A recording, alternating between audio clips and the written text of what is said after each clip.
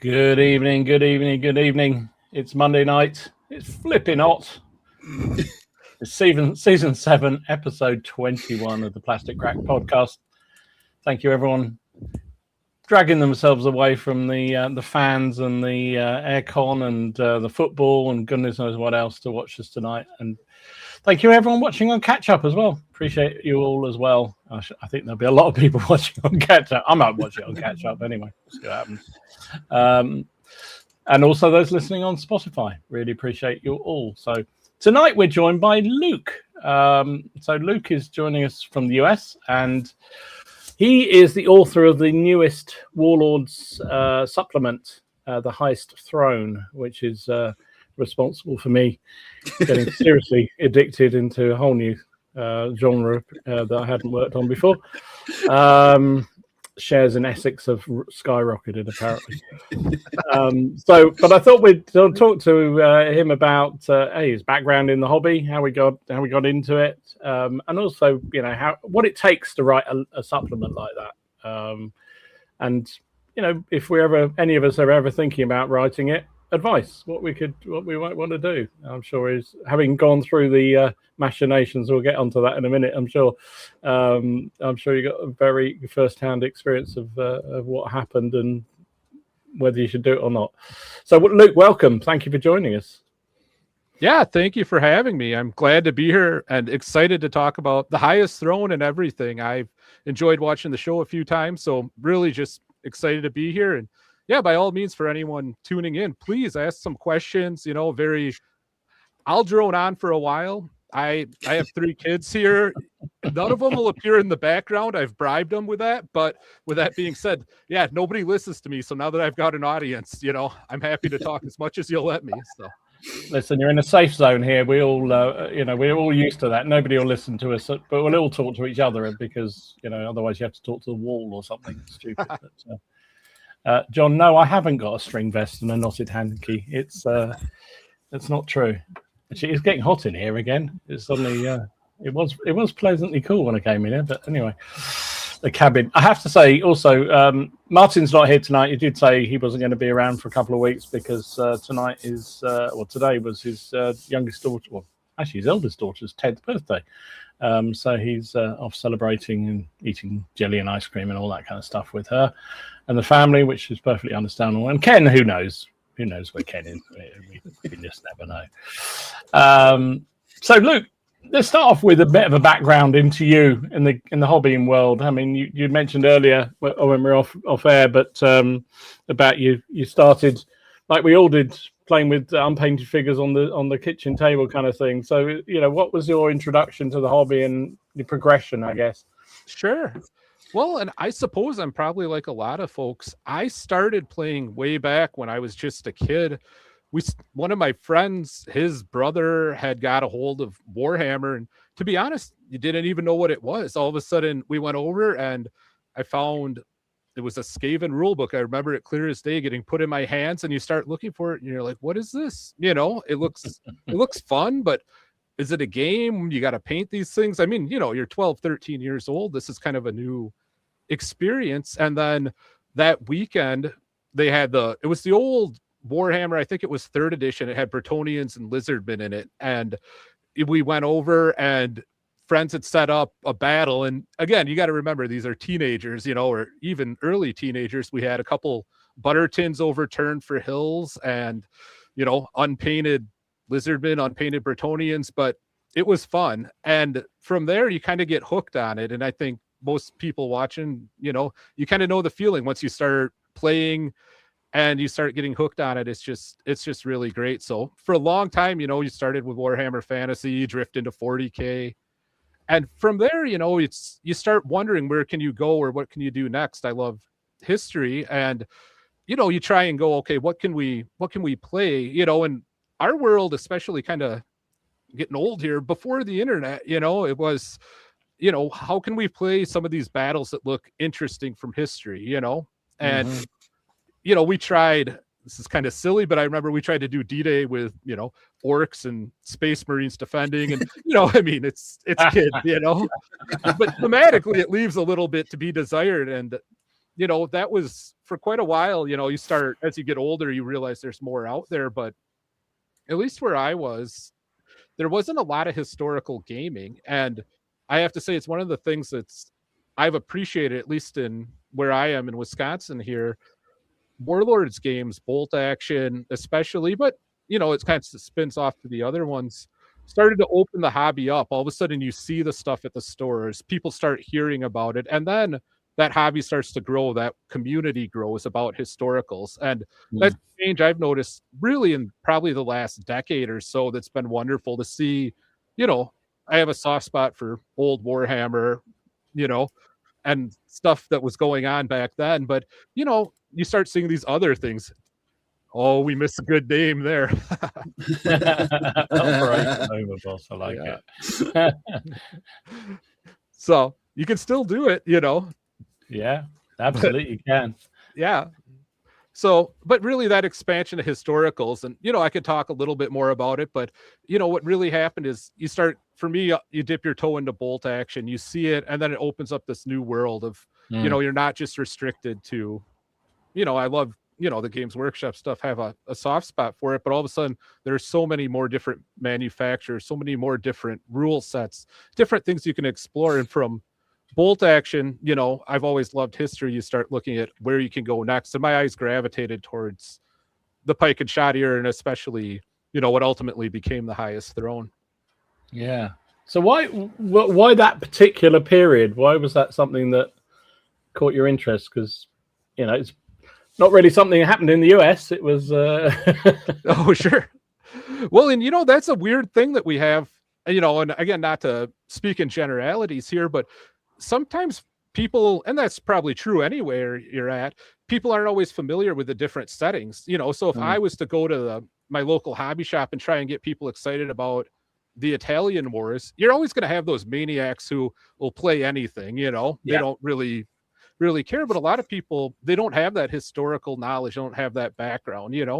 So for me, I had been drawn initially to the Ottomans by Vienna, 1683, dramatic siege, all these different kind of influences there. And you're like, how could we do this? What would work on the tabletop? And from there, you start looking, okay, who are the other Ottomans foes? And one of the things I love about history is you can just start going down that rabbit hole. Who did the Ottomans fight besides the Austrians? Who was this going on? Where was it going on throughout the world?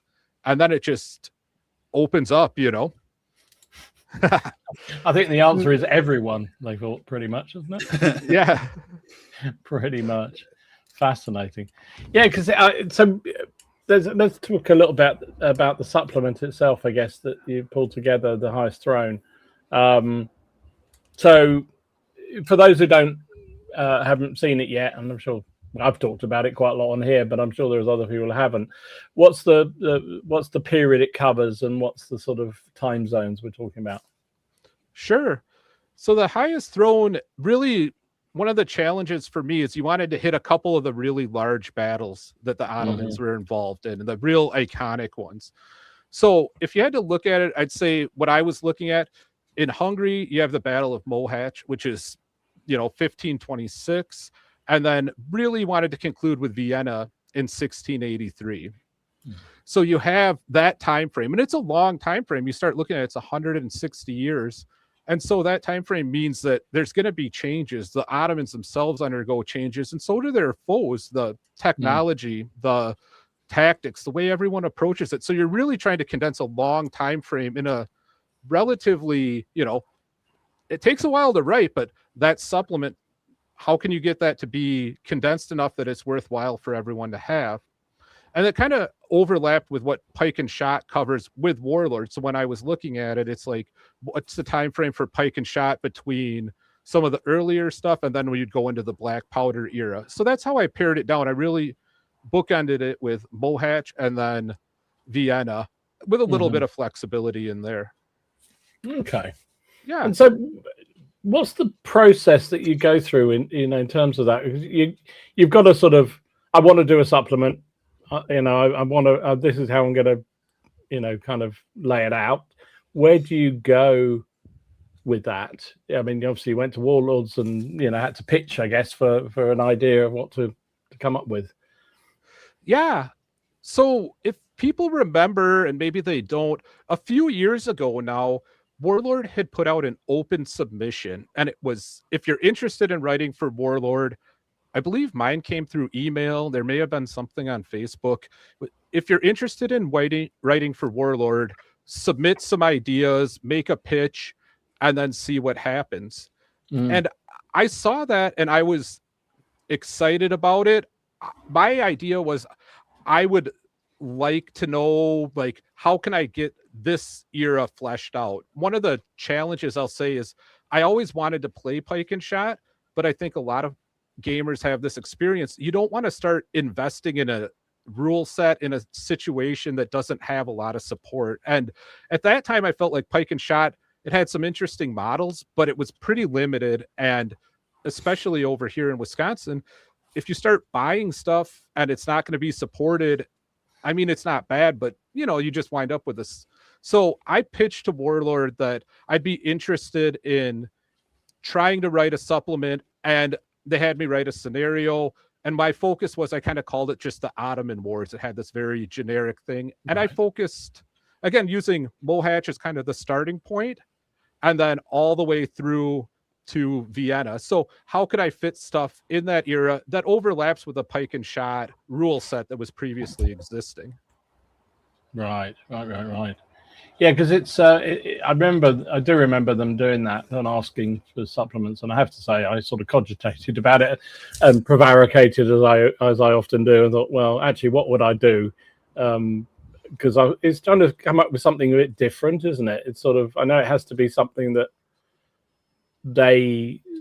I mean, obviously, they're a business that not only sells rules and supplements, but they also sell figures. So they want to try and sell figures. So I guess you've got to try and find something that is going to interest them around that sort of thing. But so they can actually sell new plastic and metal. But I guess it's honing it down to a particular period must have been quite challenging, or was it just instantly that was the one you thought? The Ottomans, nobody's written about the Ottomans, we should do them. Well, I really wanted to. I was truly, the book for me was a labor of love. And what my goal was with it, and I hope for anyone who's read the supplement or is interested in picking it up, I had really a couple main goals, but really the biggest one, and this comes way back to even when I first started in 40K in Warhammer Fantasy, is I love the narrative side of gaming. And what I mean by that is the stories, the world, the culture, all that stuff that you can build around not just your games, but just the whole universe that you're doing. I mean, I'll admit it, full nerd mode. You're painting guys and you're thinking of, what's this guy's name? What's this guy's backstory? Where did they come from?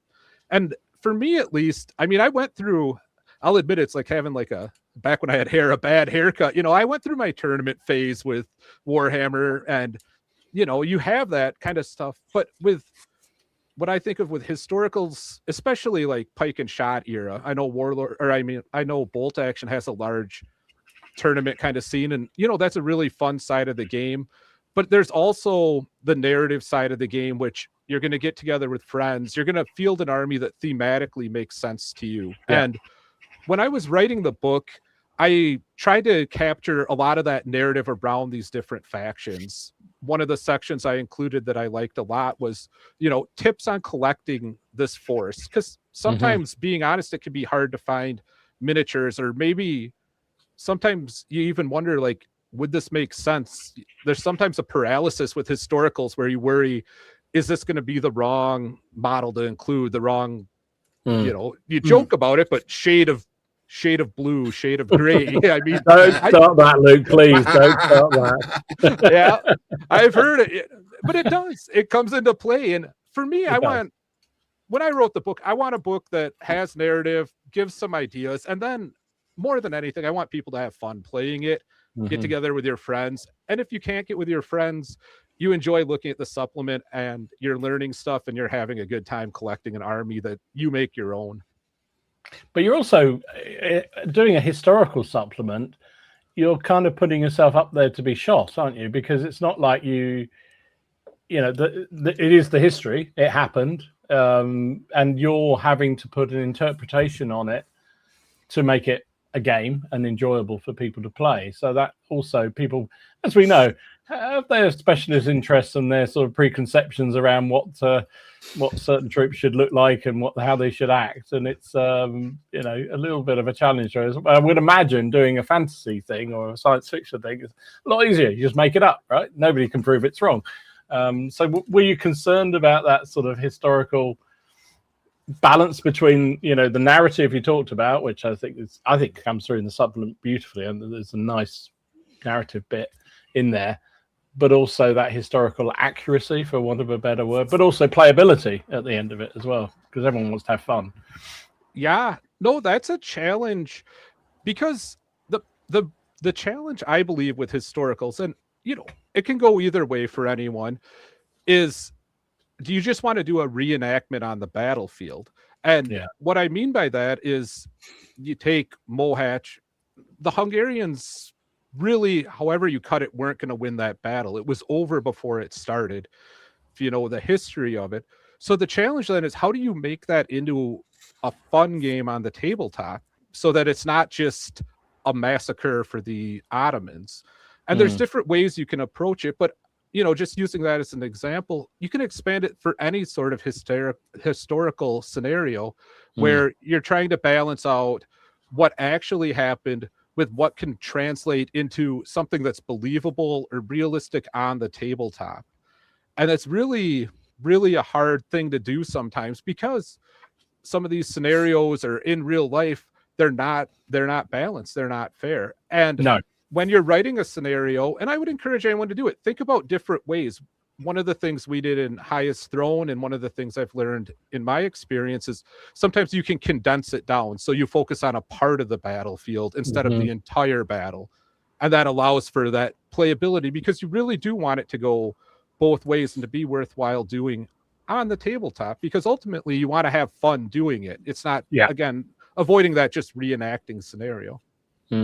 Yeah, absolutely. I think you've created scenarios and supplements, or reports anyway, for various rule sets, haven't you, Steve? Before, have you balanced all that kind of historical accuracy, shall we say, versus playability? The last one I did was for the Bolt Action Compendium, and it was the I think what it was now. It was the Tito raid. So it was the Fallschirmjäger dropping in to try and capture Tito, and so when Warlord got back to me, he said, "Well, this is how we want it done. What we want is we want an army list for the Fallschirmjäger. We want an army list for the partisans. I think I did the partisans. I think, I might have stolen that from like I think it might have been the previous rules. But he said we want a scenario for it. So I went into this massive rabbit hole about the Tito raid and what happened and the preparation. I think it was the 501st SS Airborne that were dropped into to capture Tito, and it culminated in a massive, great big fight in a cemetery while Tito scarpered. So when I was reading through the different bits and pieces, where could I put this? The cemetery one it stood out straight away. It was like the pinnacle of this operation. It's a very, very broadly defined scenario, i.e. the Fallschirmjäger got to hold that for so many turns while they're being assaulted by these Yugoslav partisans. I thought, well, why make it more complex than it actually should be? So I just kept it really, really simple. But yeah, went down a massive historical rabbit hole with the SS Airborne, because you are very conscious that you don't want to get it wrong, because there's always going to be someone out there who's really wanting to stick it to you about what you've got wrong. So I was really, really conscious of that. And so it took me about 6 or 7 weeks, just on and off, just working on it. And I was constantly going back and doing rewriting. And then for me, one of the hardest parts was actually putting together we don't have them really such now, the theatre selective for Bolt Action, to try and make it interesting and sort of thematic to represent this newly formed 501st SS Airborne. It was enlightening. It was the first time I'd ever written a non-fiction piece. Anything I've written before has always been filler fiction for rulebooks. So you get a brief. We want it one side, we want it two sides, 2.5 sides, etc. And you get given a specific brief. With this, Warlord were they give me quite a lot of free reign. They just said, no, this is what we want, and this is, fly with it and do what you want. So I was back and forth sending different drafts. It was a really nice process. It really was. But I was really quite chuffed with the way it came out, and then to find it, years later being published in the Bolt Action Compendium, I was like, yes, it's done. Yeah. I've never actually got around to playing my own scenario though, because I haven't got any partisans. But I think for me that the biggest thing was I wanted to keep it simple, really, really simple. Have that historical flavor framework, but for the scenario that I had to write for it, again, just keep it really simple. But it was good, and I can understand. I mean, mine was 2 or 3 pages. So Luke, yours was more than 2 or 3 pages. So I imagine yours was infinitely more difficult to write than a 3 or 4 page Bolt Action article. Oh yeah. Well, and you go down that rabbit hole, and that's part of the fun. And it's one thing I would encourage anyone, and it's helped me. I'm 41 now. I've got 3 kids. Your time is busy. It's hard to meet up with friends and get down to the hobby shop as much as you'd like. But when you start looking at gaming, you think about painting, you think about building terrain, you think about collecting your army.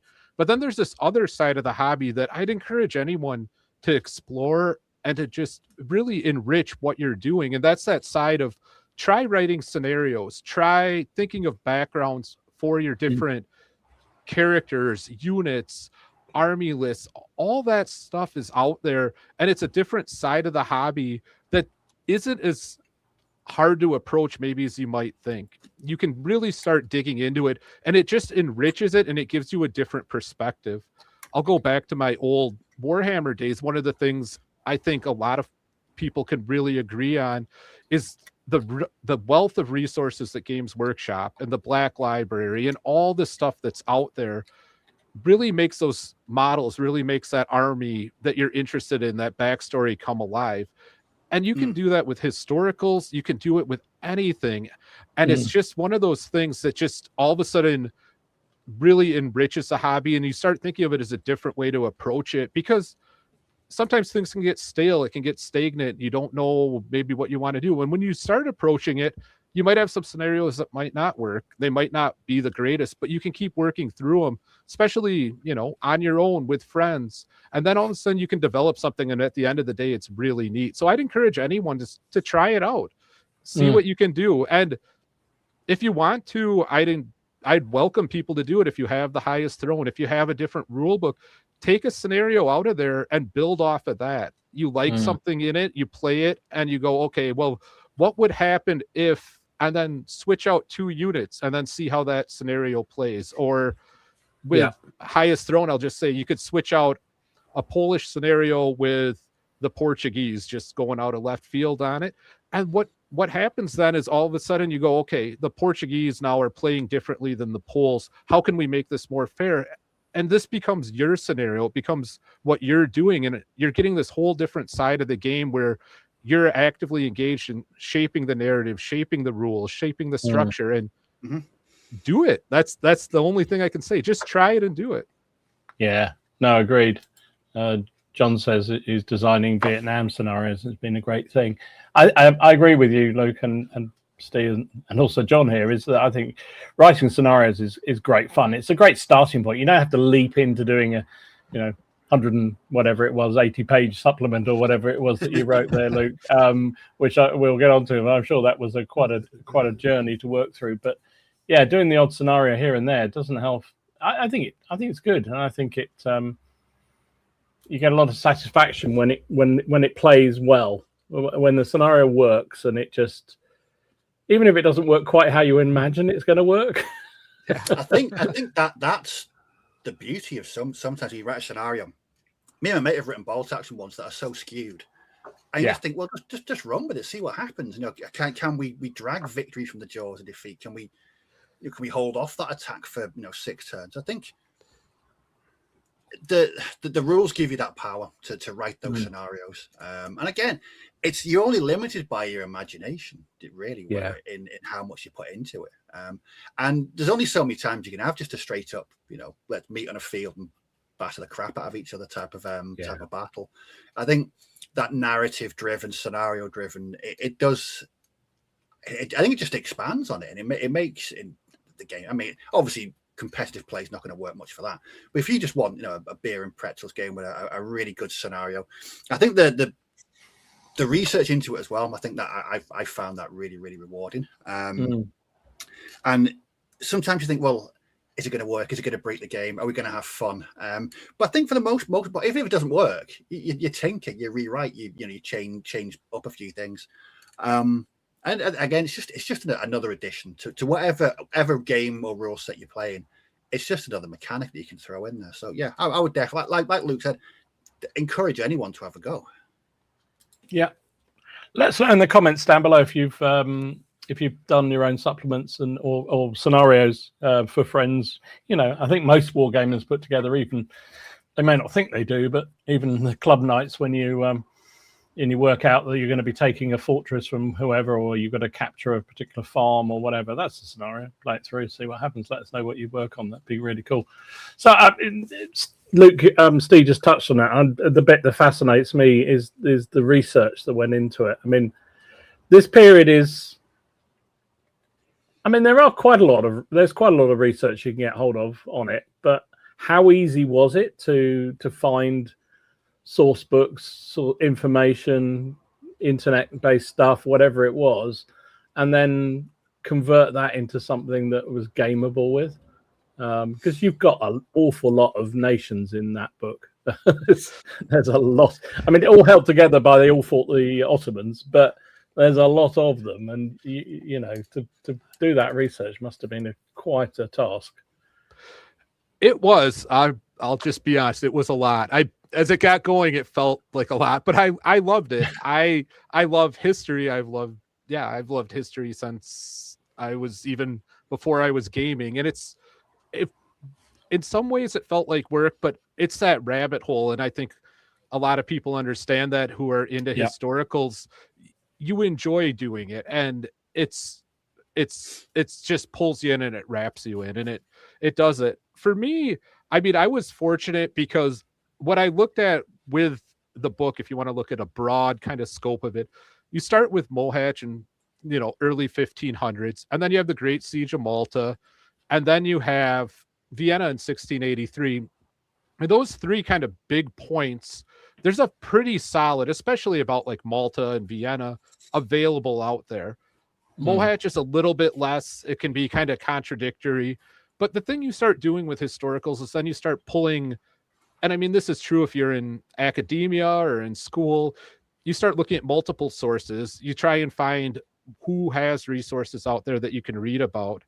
And it's one of the things that I enjoyed immensely about it is you get exposed to some really great, I'll just say, historical, books that you're reading. You start reading, there's popular author Roger Crowley writes a lot of stuff about the Mediterranean that really helped me understand Venice and the Ottomans and Portuguese.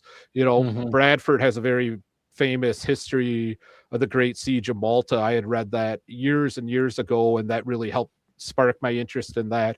So you start just doing research like you would almost if you're going to write a paper for school, or you're going to do something more in an academic side. And then you start picking out, what are these battles? What can we find that we can use for making it into a scenario on the tabletop? And my goal with the book, I wanted to skew more towards narrative and more towards army lists, and then at least give everyone one scenario to play through to help add that thematic flavor. But really, my goal was really to give that structure, because I know not everyone has historical background in the era, so you want them to read about it to get something that sounds interesting. And we try to include a lot of color and flavor within the book, in addition to the rules, in addition to the army list, that hopefully people enjoy reading and find that to be an enjoyable aspect of the book and of the hobby as a whole. Yeah, and I think that's the thing that stood out for me is that, well, you mentioned it already, that you got not only the history of that particular army or that particular country, whatever it may be, but also how to collect how to build the army, which I thought was really cool. And so it gave you. It's one of the things I love. Actually, I love about all the Warlord supplements. Even if they're not necessarily a period that I'm particularly likely to game in, I generally pick them up because I think they do a really good job, and yours did too, of just sort of giving you a historical flavour. You understand about something, and I knew a little bit about this period, like you say, Malta I knew, and Vienna, and some of those key big battles, but some of the other bits I had no perspective on at all. But it gives you enough of a flavour that you can get excited about it as a gamer. New period, new interest. If you want to go and do some more reading up on it, and I find that with all these supplements. Same with I get all the bolt action ones as well, and I haven't played bolt action for years, but I still like the supplements for reading through what the different campaigns and the ideas, and also sometimes taking the concepts from one scenario in one book and applying them in the period that you are familiar with. Taking, I don't know, it's hard to do with the bolt action, but you quite easily play some of the more medieval scenarios from other books in this period in the pike and shot very easily, and give you the setting that you're looking for. And I think that's really cool. Really like that. Yeah. Right. We'll come back and talk a little bit more about it because I'm really interested in the process that went through, because I bet there's a lot of in stories there. So let's just give Luke a minute or two to get his breath back, and do a little bit of wrap up on what we've been working on over the last week or so. Steve, I guess you've been knee deep in your retro project. Yes, it's not stopping. It's not stopping, and I've been on eBay buying more retro figures. It's just, tell you, if I had responsibility, I'd be knackered. I really would be. No, so people know I've been working on this retro 2nd edition 40k obsession at the moment. I actually put a video out last week. Big massive thank you to everyone that watched. I got some really, really nice comments on that. I bet you did. You seem to hit a real flavour of people, having a bit of a, I don't know, heading back into their memories and their remembering when they collected them. It's great. It's fantastic. I will admit that. I mean, back when I started doing it last year, the thought of putting 40k on my channel terrified me. I thought I would have been chased by a mob with pitchforks and torches, but no, it's been really well received, and I've been chatting to a couple of people in the community about different things. It's been really good. So last week I decided to take a break from my ultramarines. I've been painting a lot of blue recently. In fact, I'm even painting hazard stripes on power fists. So 90s. That was terrifying. Yellow and black. It just, yeah. So what I decided to do is apply the same to my chaos. I've got a small chaos marine army that I'm working through. Oh, wow. Did I upload my photographs? I didn't, did I? I can't. Actually, I don't know that you did. Give me 2 seconds. Okay. Well, I thought I'd done this. I do apologize for my massive unprofessionalism and not having photographs. Oh, you've just brought the whole professionalism of this stream down. I know. Down. It's just awful. Give me 2 seconds.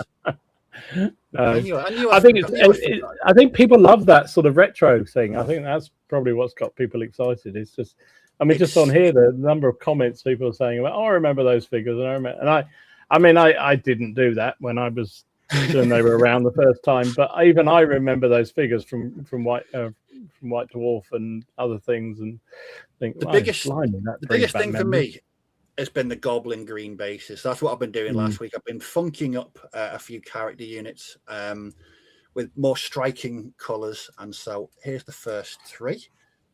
Oh, blimey! So wow. That's Abaddon the Despoiler, Fabius Bile, and a random Zinch Sorcerer. I was just about to say that. So yeah, I went a bit over the top with the colours. They just weren't looking as bright as they should have been for 2nd edition. And again, put them all on the 25mm bases. They look a bit. I know people have been discussing about are they too small, but yeah, they might be. But they're 90s. They look the part, and they were the bases that I was using back in sort of 93, 94, 95 when I was playing 2nd edition. So there we have Abaddon tell you what, he's a chunk of metal. I forgot how heavy. I painted him initially last year. I forgot how heavy he was. It's really, really, really chunky piece of metal. Wow. So I've just added bits and pieces. I did his sword a different color, brightened the reds up. Thanks, Matt. Cheers. The gold trim got an overhaul. Thank you. It's just been nice. So is Fabius looking as evil with his skin suit on. I didn't have to do much of that because I painted him recently, but he just got a goblin green base and a bit more gold and bronze added to it. This one, this I don't know. That one there. Where's he gone? Oh yeah. There. Yeah, so do I. I think they just look better. There was a discussion on this Facebook group I'm on for second edition, and people talking about the whys and people doing it. The biggest thing for me is that 2026 me is a better painter than I was when I was 13 or 14, and so I can actually do justice to the miniatures that I have now than I massacred and butchered when I was 13 or 14. Where it looked like I'd painted them in the dark using my feet. So there are a couple of other third edition bits and pieces that I'm using. So we have it's like a standard. I use an icon bearer. It's like a flesh banner, and then that's just a Nurgle Death Guard from the an old box that came out. I think about 2000. I think these came out in 2002, 2003. Which don't seem that long ago until you realise actually it was that long ago. It was almost 25 years ago. So there's the gang all together. So what I've got more to rebase. I've got a few more units, and I've got those Terminators that I bought and was too scared to paint last year. I've also started collecting bits and pieces for a retro 40k Eldar army as well, which I didn't know I needed in my life, but I do know that I need it in my life. So this week I'm back to the Ultramarines. I've got an assassin that I need to paint. I've got a librarian, a chaplain, a couple of scouts. Does 11th edition come out? I wouldn't have known. I've not seen it anywhere. Nobody mentions it at all. Nobody, never even mentioned. No. Are you actually going to game with them? Yes, or are you just going to go in the cabinet? No. I've finally beaten my friend down to the point where even he's got his Death Guard out. So we will be playing. We've got pretty much. Last year I sourced most of what I would need, so I've got that. I had my core box that I already had from when I was 15 when I got that. Jesus. And then I picked up Dark Millennium, which is kind of the psychic powers add-on. I've got so many miniatures now. I'm going to. I used to have an Eldar army, and it was really cool. And I don't know for the life of me what happened to it. It was really good though. Worth a fortune these days. But yeah, we're quite close. I've got all the codexes that I need. Yeah, it's happening. I don't think my mate was. I knew I'd win in the end, and I blasted him down. You ground him down. Just what a weird, janky, and slightly broken game 40k second edition is. But we're gonna have a good time. I'm really looking forward to it. And nice. I've been looking at scenery because TT Combat do a series called Chroma, and it's pre-painted MDF kits that are just basically based on scenery from White Dwarf in the 90s, Ruined Church, the whole lot. It's going to be brilliant. So I've got my spiky cactus ready. They're all done. It's looking good. It's completely taken over. It has completely taken over.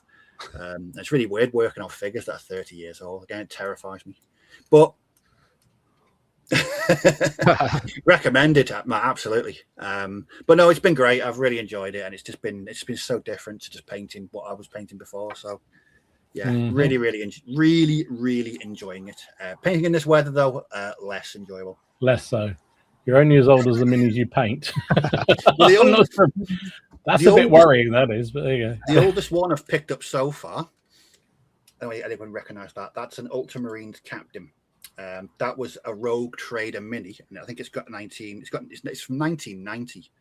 So I think that is the oldest one that I own, that I've bought so far. It's an addiction. It really is an addiction, because one, you're just going back to your childhood, but two, you don't want other people to have these. I want them. I want them. That's why I bought Space Crusade earlier this year. There's no way anyone was going to get that. It was going to be mine. It's true, isn't it? I mean, I think we all have that magpie trend in us as wargamers, and then that sort of coupled with the retro memories and all that kind of stuff is a very, very dangerous mix. It's dangerous. Like I said, I've said to many people, second edition 40k for me is wargaming memories. It was the first sort of set. I mean, I played Rogue Trader before that, but that was mad. That was a mental game. This was kind of the first proper, how to describe, like a boxed game we really played, and we got into it in such a big way. That's all we played for years was second edition.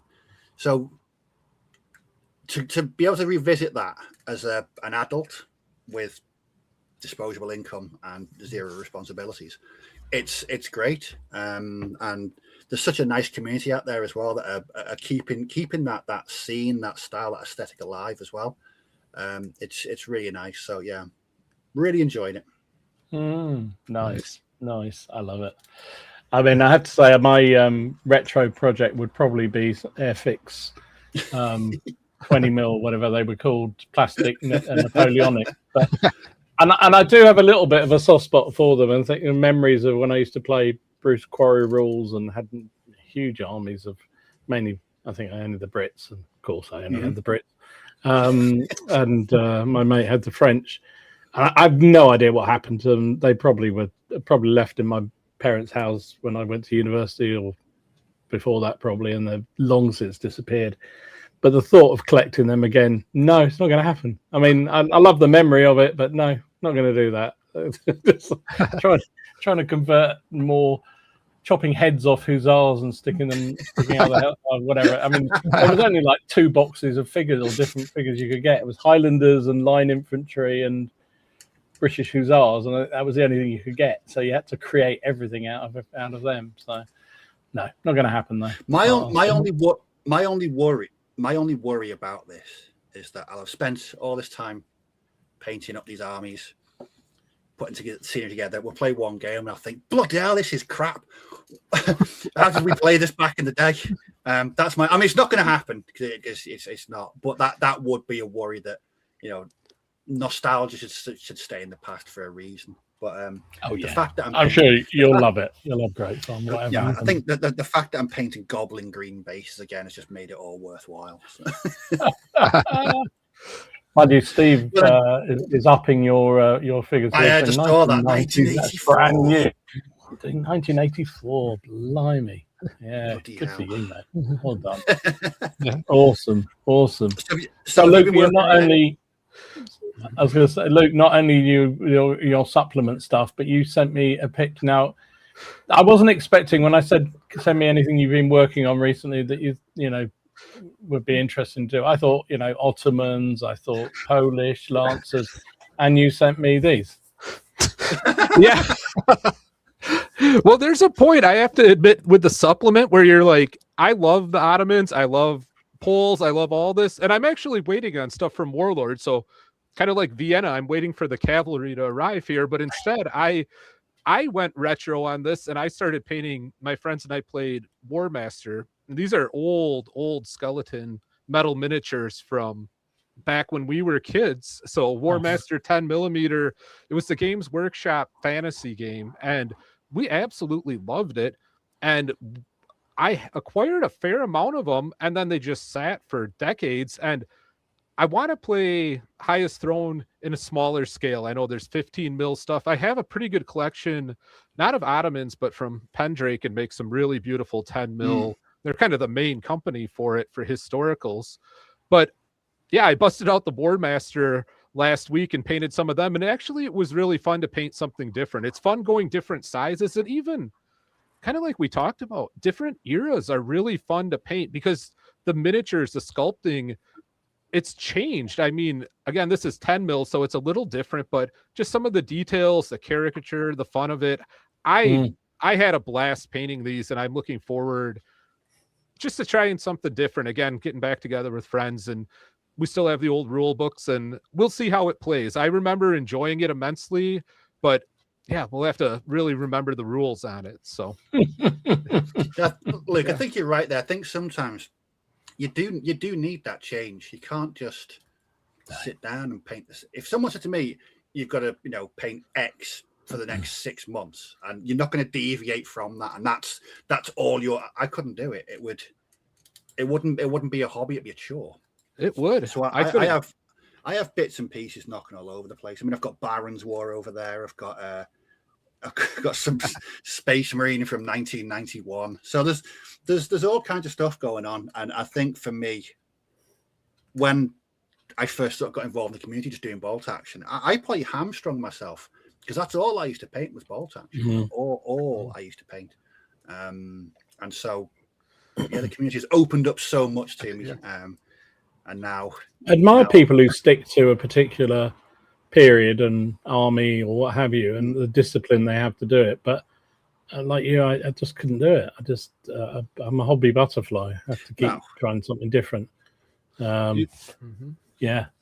Do you find one of the things I've enjoyed is going through as I was getting the War Master out, and for anyone else too, you go through it and all of a sudden you see these miniatures from different times of your life. It's like nostalgia on overload, but I look at miniatures and I remember I was getting these when I was 17, 18, and then this is the army I painted while my first son was born and sleeping, and I'm in the living room praying he doesn't wake up because I'm trying to finish these Chaos Space Marines, like Harrison, sleep. I got to get these guys done. But it's fun. All of a sudden, it's like the snapshot of your life, and you go back completely on it. And it's beautiful in a weird way. What's really weird is when I'm painting, I have music on. I tend to just put like a shuffle of all just any random. And there's been times when I've been painting these where music's come on that I was listening to. It's sort of the mid 90s. Wow! I'm like, my God, this is so weird. I'm painting like last week I was listening to Alice in Chains, and I listened to them in the mid 90s. And I was painting 40K. What I was doing 30 odd years ago. It's such a strange thing to do. But I fully agree. It's brilliant. I open some of the boxes. I mean, I've been slowly doing a recycling of old figures, and particularly my old 15mm collections, and going back through some of the 28mm ancients as well, and rebasing them and touching them up and making sure they're all good to use again. And it brings back memories time and time again. And you look at the unit and you think, I remember their moment of glory, or that time when they just, anything but a 1, and what do they roll? 1. And then I was going to say, Don, but some of yours have been away for many years. Yeah, absolutely, for years. 20 plus years at least. And actually, getting back to the highest throne, and what I've been working on is playing games down the club with Alec, and his collection. He said it hasn't even been out of the box for 20 years. It's but he had a massive, pretty large Ottoman and a Polish Lithuanian army, and other people at the club have got various other nations and what have you, which is great, all in 15mm. And he said a number of times he nearly got rid of them and just couldn't bring himself to do them because he loved them so much. And so to get them out on the table and play with them has just been brilliant, because that is one of the great things about our hobby, I think, particularly the historical side, although not exclusively, as Steve's showing with his figures. But the old figures, particularly mass battle, it doesn't really matter that you only get one pose for a minifig figure. It's when they're all massed up, it doesn't really matter quite as much, I think, as a skirmish game. You want the different variations, but in the big battle, it's the effect. It's the dynamism of all those number of figures all laid out. Yeah. I don't know. But yeah, my addiction has gone. I was going to say, full Dom, overload. What have you been working on? I want to see, because last week you'd smashed through quite a bit. Yeah. Yeah, I've done a thing, Stu. I've done the thing. So I showed you the army as it stood. So obviously I'm doing the Hospitallers from the book, and so I showed what I was up to last week, but it's now grown to that. Bloody hell, Dom! So that's 2 weeks worth of painting there. And there's a couple more units that are just about done. So the plan is Friday to have a game, and so nothing like a target to head for. So yeah, I'm sort of working my way through. There's my Siphones and some command bases that I've been missing a couple of flags. In fact, they just arrived today, so they've now been stuck on. Some what are those mounted arquebusiers? Are all Essex 15 mils. And they're okay. They're good enough. There's halberdiers, mercenary halberdiers. Those are going to be my Malta militia, because you need them to counteract all the really good stuff. And then there's some mercenary pike and shot. It's all been busy around it, and I am completely addicted. I can't stop painting these damn things. It's just yeah, I'm just blasting my way through them and having a real blast. And I think I should have, probably I'll have another couple of pipe blocks with their arquebusiers, about another 3 cavalry units on top of that in time for the game on Friday, hopefully. So yeah, they'll get their first game, and we'll see. And they'll probably be absolute rubbish, and they'll never see. No, they'll see the table again. And they'll see the table again. I've just thoroughly enjoyed it, and I've been completely hooked on it. And I don't know why. It's just hit that sort of sweet spot of just. I think it's a combination. I think it's partly having a goal in mind to get them on the table. That always helps. I think you've got an objective to come up. Plus, I think I said last time, it's so much. I found, having gone from the 10 mils that I've been doing and the 28 mils to then doing 15s, I found that suddenly it's so much easier to paint. It's just, it's so much quicker to paint. And because they're tiny weeny things, it's, they're never going to win any prizes in terms of painting competition, but massed up, they'll look absolutely fine. And and just, I went to Malta, crikey, 4 or 5 years ago now, and absolutely loved it and was fascinated by the history there. So when that supplement landed, Luke, and you got 5 scenarios in there from the siege of Malta, and I thought, well, it can only be one army, I'm afraid. It's the only one I'm going to do. And I would have loved to have done it in 28 mil, but as I say, everyone in the club's got 15 mils, so it made no sense to do anything else. So I've been cracking on through that. And it has been crazy. I mean, literally, I said last week, I don't paint massively quickly, but I do paint a lot. And I think my average 2 or 3 hours a night has gone up to probably 4 or 5 hours a night. My wife goes to bed and I sort of sit there. Sorry. Excuse me. I think it's great when you find something like that. No, sometimes you'll be painting, you'll be just shuffling around for 45 minutes with no real focus. But when you find a project that really grabs you, and you just paint and paint. I mean, I had some time off work about a fortnight ago for 3 days. The weather was crap at the time, so we couldn't go anywhere or do anything. So I just literally painted for 3 days, and it was brilliant. I got so much done. And sometimes I think you just find yourself. I mean, there's been times where, especially with this 40k stuff, I've sat down, and it's like 11:15. I'm like, where's the last? What happened to the evening? Yeah. Where's my evening gone? But I think it's really cool. I do enjoy that. It's much better than not having really just tootling around and not making any progress. And then I think back, some of the hobby funks that I've had over the past sort of 3 or 4 years, when the motivation goes, you think, well, no, not with this. This is not going to be a motivation killer. But no, you've certainly flown. Have you done any videos about them yet?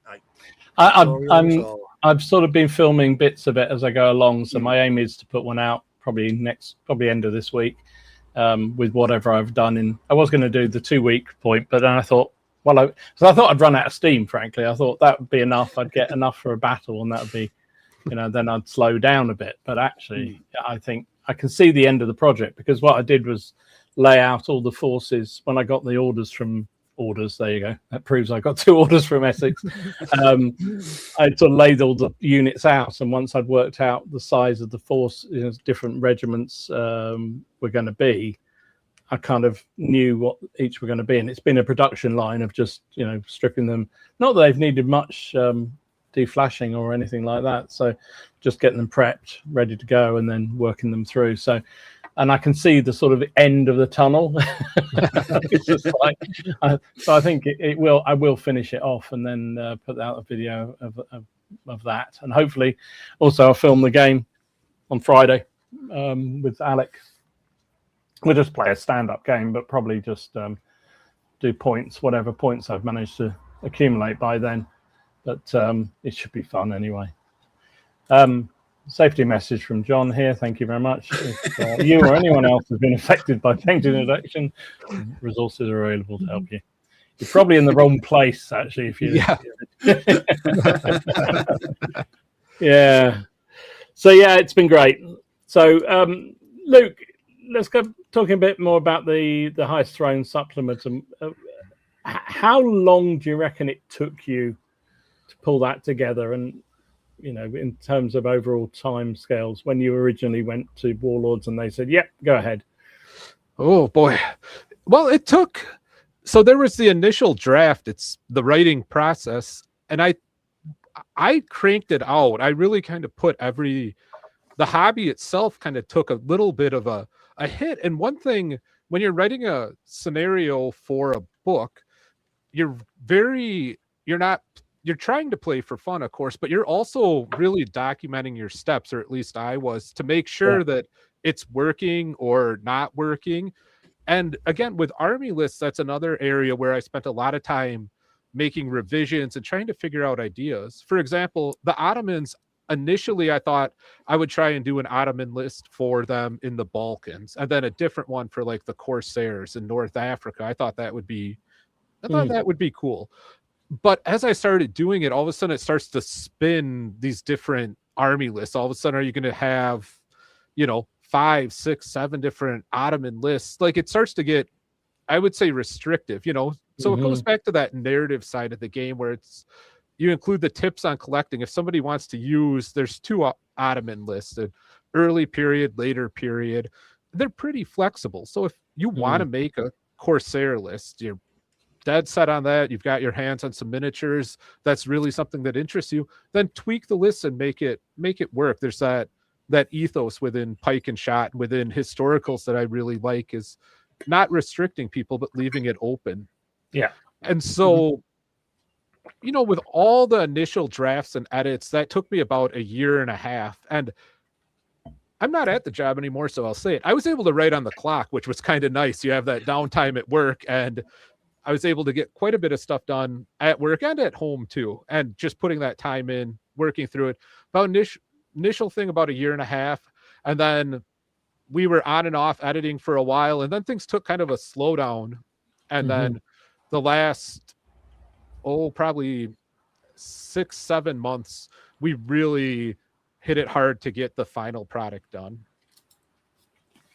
And I guess I'll talk a little about that. That's probably interesting, or scenario kind of question stuff maybe people wonder about. But when you look at a book, whether it's by Warlord, or I'm sure it's true for Games Workshop, it's any kind of supplement, besides the person writing it, there's a whole host of other people involved. And it's people like graphic designers, it's people like getting the pictures for the miniatures. Where do we want to include those images?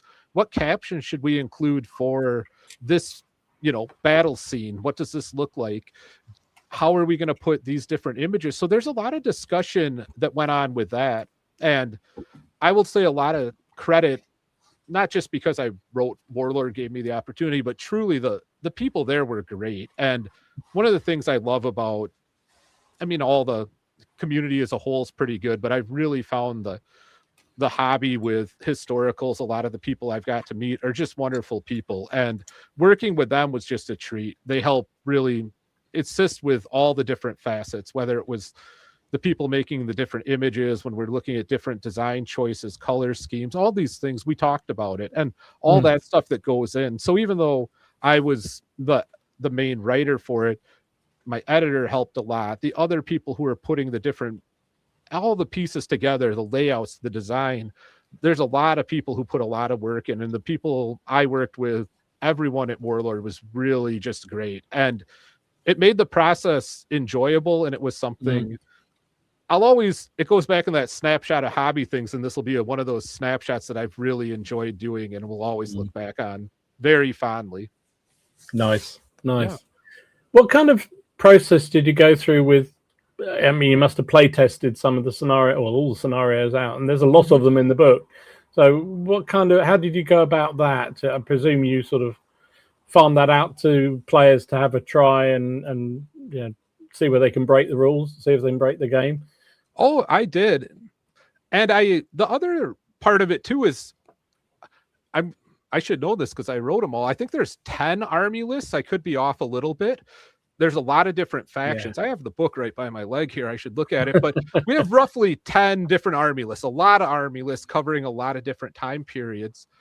And full confession, I don't have an army for every army list. That did cross my mind. I thought there's so many, I mean, not many people have got a Portuguese army of this period, for instance. It's not going to be that common.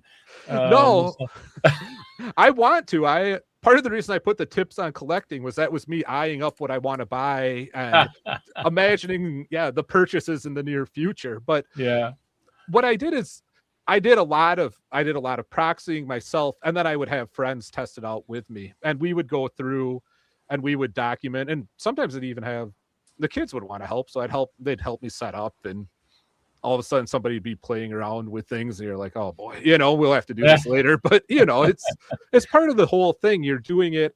And what I was doing, and professionally my background's in writing. I've done technical writing. So I write instructions, documentation, different things like that. So I applied what I do at work quite often with it. So you're going through and you go I would record myself and I go, okay, let's see how this plays out. Is this good? And I used a ton of proxies.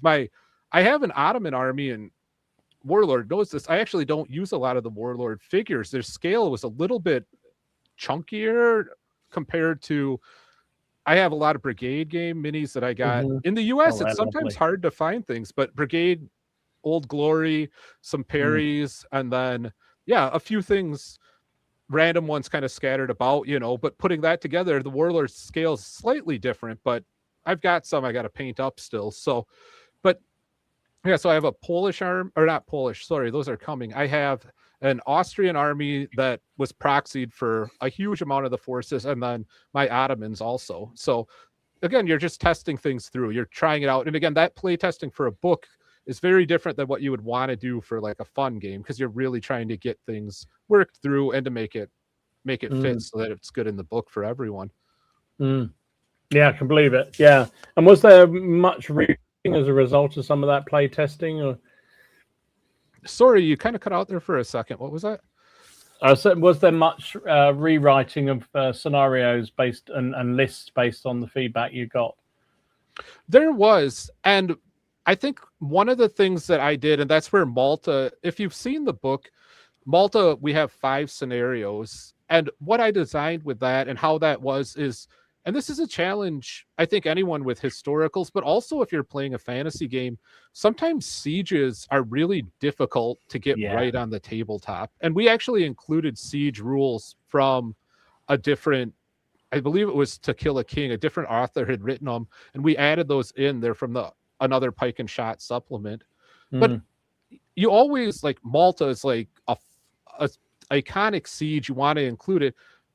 Historically, and this is where you get into the mix with historical gaming, this is like a long period that this actually occurred. You're looking at months of siege, and you're looking at periods of inactivity, and you're looking at one fortress falling and another fortress not falling. And so how do you get this, like, being just kind of blunt about, how do you put this on a tabletop and get it done in 2 hours with friends? It's just very difficult to do. So what I did with that, and that came out of the playtesting, we could never get that to work in one scenario, but we wanted to include it. And what we did is from that, we condensed it down into the 5 different scenarios, and it gives you that narrative sweep. If you play all 5 scenarios, they are relatively equal. Both sides will have a chance to win, except maybe the last one. Really, the Ottomans at that point are they're pretty well beat. They were going to go home and then they turn around to try and attack. It's a really bad idea what happens there.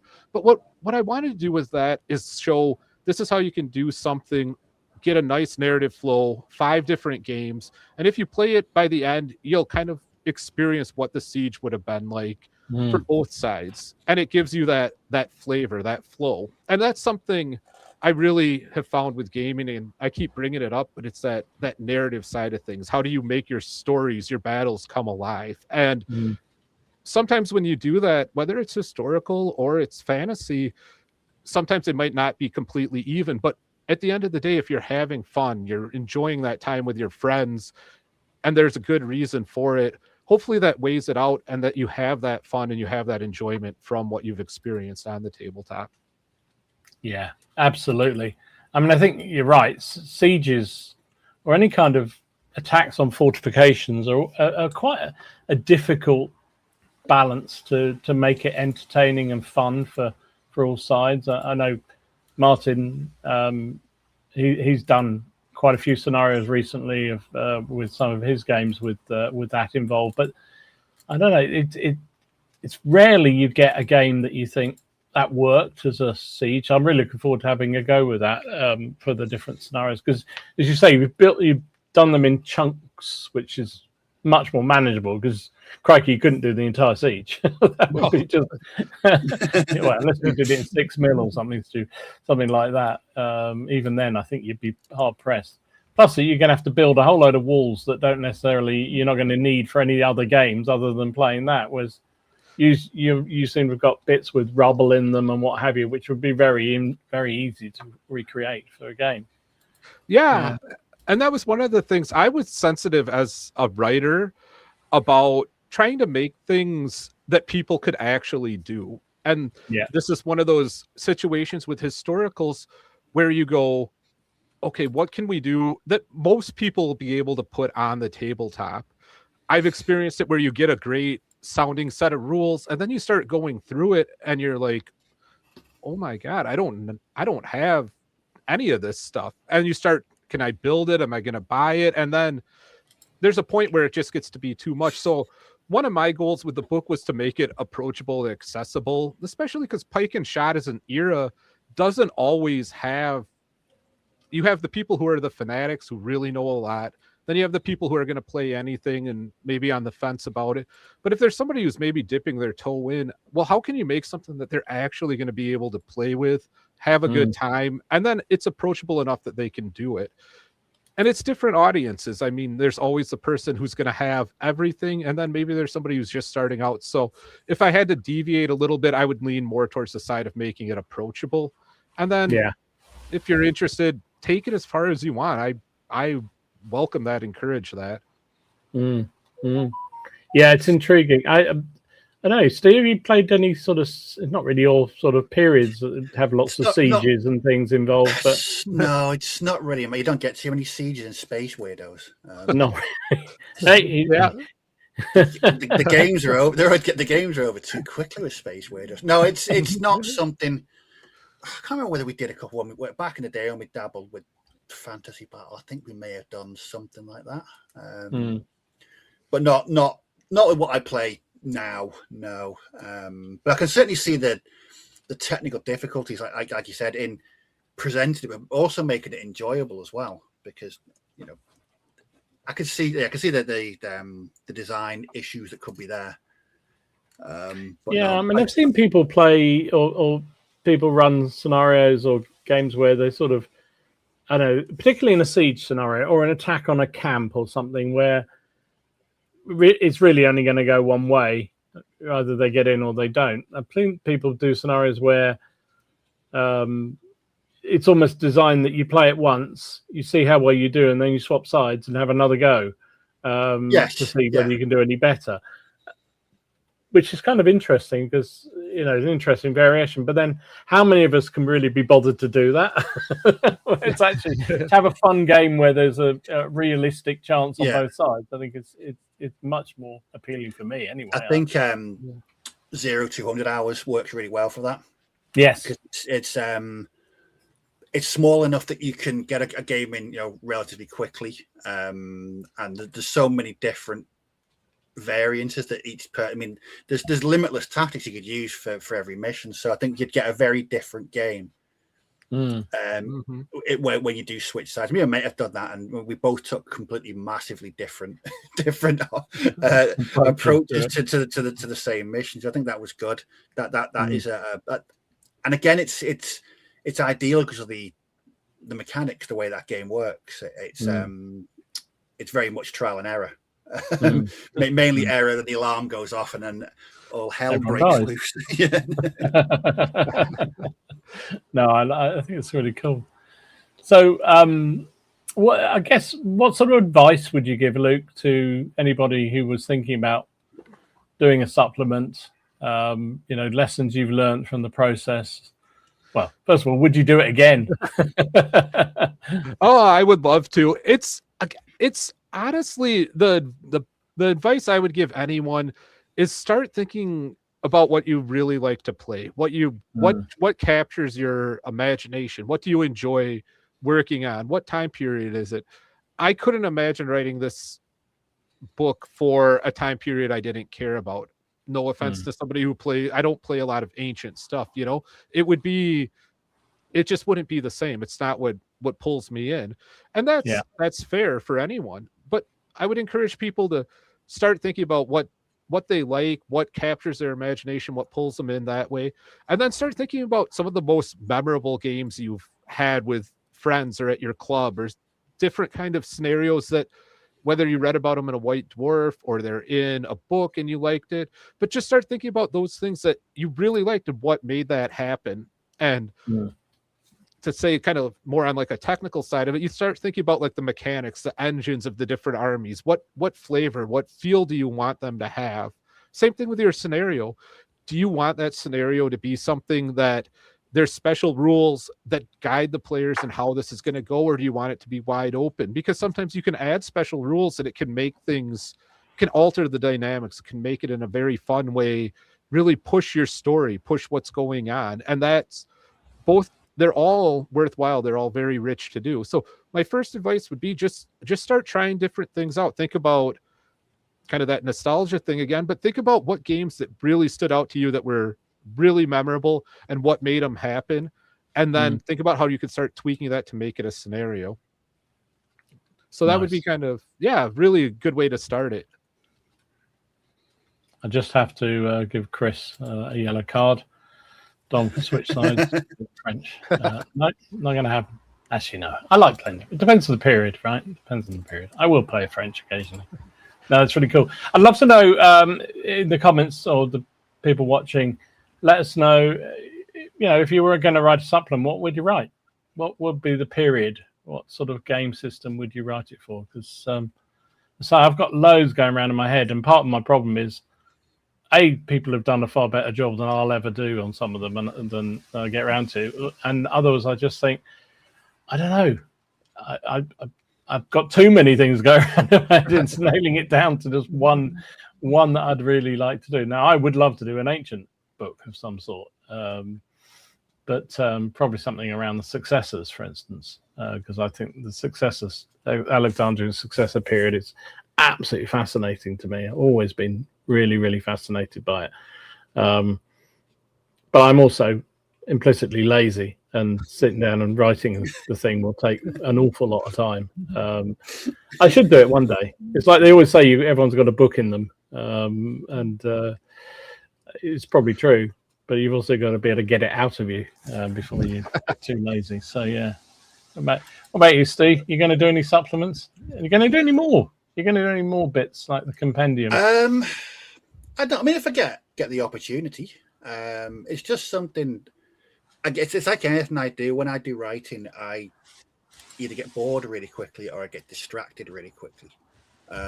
So it needs to be something that I can do relatively quickly. Otherwise, I just get distracted by shiny things constantly. Yeah, but yeah, absolutely. If the opportunity came up again, for me, I like writing scenarios, or just really basic ones for games like Space Weirdos or Rogue Warriors, the skirmish game, sort of near future modern. A couple of games like that where it's normally revolving around a van or a truck. You go place a tracker on it or blow it up or something like that. Because I just love those. Because it's played in a really small area, so the scenario, it completely drives the game. There's no fanning around. It literally is just do the objective, and that's it. I think that leads to kind of the cinematic gameplay that I really like. So that the short, brutal firefights, I think they lends themselves to that. But no, I do like writing anything like that. So yeah, I think it was also it's a certain bravery to do it. Put yourself out there. I think that's the thing as well. It's like you think, especially historicals, people have got their own opinions about what it should be. It's like I think it's like anything though. I think as well, one thing, Luke, you probably attest to this, is be prepared to have things sent back. Yeah. Yes. True. True. When I used to do my stuff for Battlefront, my draft got sent back so many times until it was like laser focused to what they want, and I could appreciate why they were doing it. But yeah, be prepared to have things arrive in your inbox on a very, very regular basis. Oh God, yeah. It's that editing process. It's that writing process, and I'm with you all. I would never have got the book done if I wouldn't have actually been with Warlord. Like, here's a deadline. You have to get this done. Otherwise, I'm the same. I'd be painting 10 mil and I'd be starting a different 28 mil army, and then life just happens. And so having that kind of, it's like when you're with a club or you have that stuff, you have a game coming up on Friday, you have to get stuff done. It's the same thing. It's like painting. It gives you that focus, and then you can, even if it's not perfect, it's coming back. I think also I would imagine doing supplement or any kind of rule system either is easy or easier when you feel that there's nothing there already. So you kind of you're fascinated by a period or a particular campaign or whatever it may be. And you think, well, if nobody else is going to do it, I'll do it myself. And that must make it a lot easier to do as well. I would imagine. I think that's where I would finally get around to doing it. It's just think, oh, damn, waited far too long for somebody to do a successor army. I better do it myself then. A successor book. Yeah.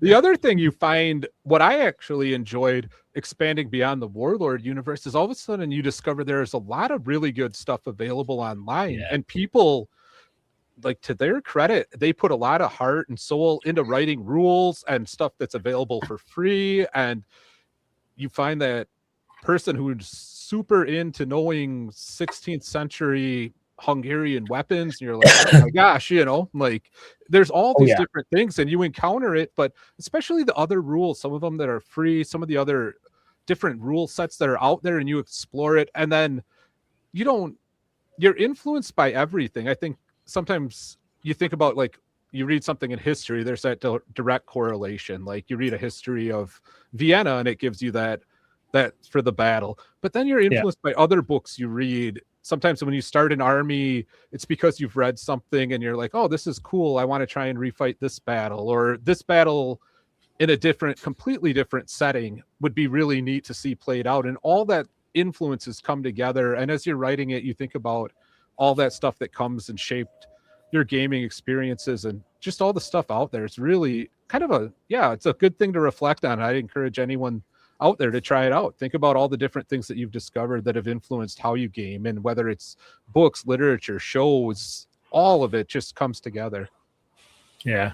No, I mean, it's a great, the availability of materials and research that's being put online now, so easy to get to, which is great. And as you say, there's a lot of experts out there also very free with their time and knowledge, which is also very helpful. Although, also I would imagine, again, as somebody who can immerse themselves very much into a period, it's very difficult then to just try to keep enough of a distance to keep focused on the project in mind to actually get something written rather than just I mean, Martin's terrible at that. I don't know how he does it, but he digs into.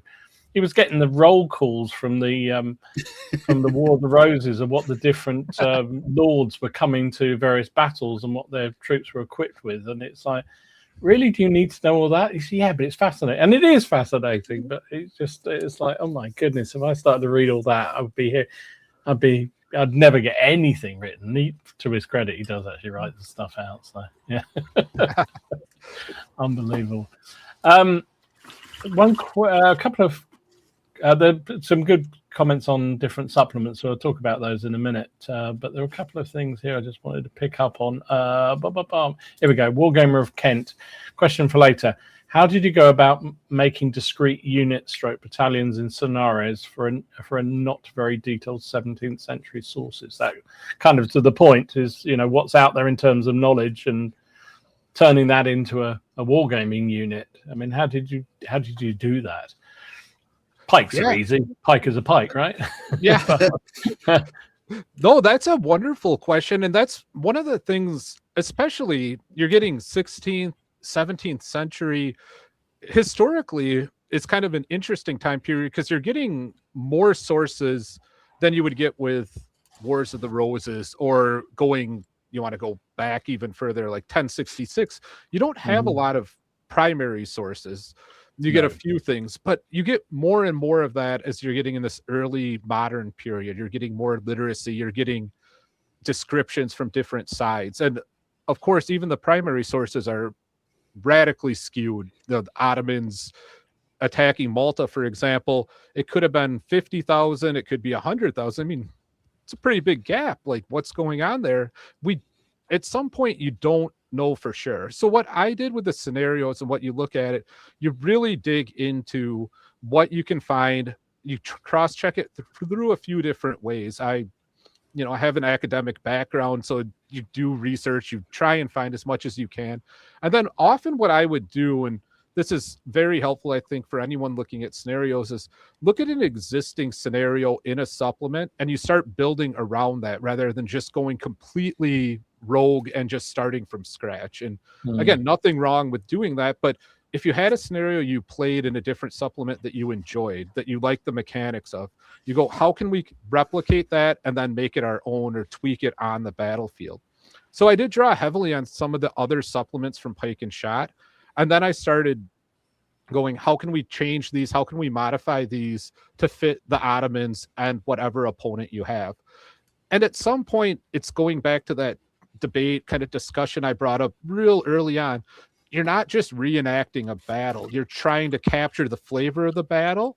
And then you're also trying to capture how you can make that into something playable on the tabletop. So you're doing a little bit of tweaking of an existing scenario, replacing the army list, then keeping that mechanic that made it fun, and then you're making it work. And again, it's sometimes with those early sources, it can be difficult. And there's a part of it where, and you just have to know you're going to kind of put yourself out there on this. It's not going to be 100% historically accurate, but you really try and get it as close as you can. And that's what you have to do. It's there's a balance to it, but it's a very good question. It's something I wrestled with, especially starting off writing the book. Well, a similar point from Draken here, who says how much of the supplement was historical compared to rule-based? Because I guess, you're writing for Pike and Shot rules, and that has its limitations. There's those certain units, so you have to make some kind of modifications, shall we say, to make them fit with it, to a unit to fit within the rules. Or did you find that just really easy to do? I'm fortunate. I had played quite a bit of Pike and Shot, and I do really like the rules. So one of the benefits of writing a supplement as opposed to a whole new rule set is you have existing army lists, and then you're tweaking those army lists. You're modifying, you're refining them. And that would be something again, I'm encouraging people, when you're thinking about writing your own scenarios, your own rules, you start looking at your existing army list, and then what can you start tweaking? What can you refine? What can you modify a little bit?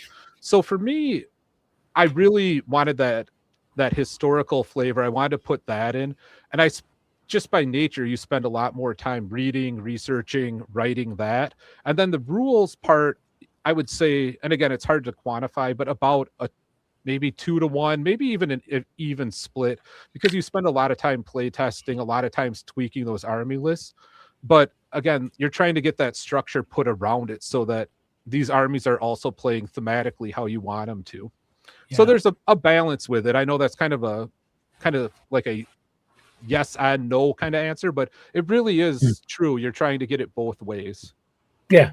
I think it's got to be that way, right? Because if you just try and pigeonhole something into where the mechanics don't work, it's not going to work as a game. So you've got to make it. You've got to have those compromises somewhere. Graham said, Luke, I like the Highest Throne book. I have most of the armies all can proxy them, so Spanish and Portuguese. I don't know what that is. Something about he doesn't like the war bands having only 2 attack dice. Ottoman war bands. So he said, so in future games, I plan to give the Ottoman war bands double dice on a charge. So, yeah, but I think that's your point. You can adapt things as you want to, right? Yeah. Well, and thanks for the kind words about the book. I appreciate that, and I appreciate everyone who didn't like the book not saying anything. So it's wonderful. But no, that's truly the thing I'd encourage with anyone. It's your game. It's you buy the book, but it's your game. It's if you don't like how something plays, something feels a little wonky, tweak it, refine it, get it how you want it to be. But at the end of the day, it's about if you're having fun, you're enjoying the game. And my goal, I know the book I'm very happy with how it turned out. I like a lot about it, but there's things about it that you can always improve on. And if you're so focused on it being completely perfect, you'll never get anything done. It's like painting, I mean, I've very much in that not perfect painting area, but that's the truth, and that's okay. Then tweak it, make it how you want it. And yeah, I think it was Graham. I think that was a great suggestion there. Again, just tweak it a little bit. If you find you tweaking it, it's breaking the rules, then go back a little other way. And that's exactly what we hope people do. Yeah. I think also you do have to be a little bit careful of the unintended consequences of changing one thing and then having a big impact somewhere else. But yeah, I think, as you say, unless you try it, you don't know, right? Yeah. So Stanislav said, question for Luke, is there any special reason why there's no dedicated list for Cossacks in the book? Well, that is a good question. We had to stop somewhere because you're starting. I knew that was going to be the answer. That's going to be the answer. But it's a good question, and that's part of the labor of love with the book, where you have to figure out who you're going to include, who you're not going to include. And we toyed, and a little bit of this too, I can just peel behind the curtain a little bit on it, is I did write for Warlord. So I also was looking at what was existing models, what was supported in the Warlord range. You can certainly do and find really great Cossack models. Old Glory has a line.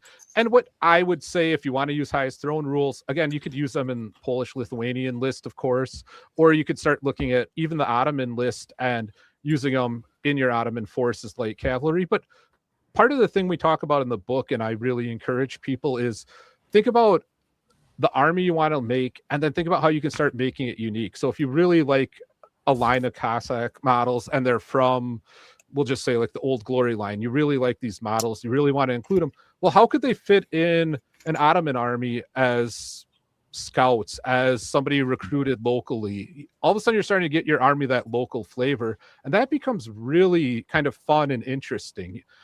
Could they be even in the Austrian army? Could they be, of course, Polish, Lithuanian? But, again, start thinking of those ways where if you have models and you want to make your army unique, you can start pulling them in, and then it gives your army that backstory.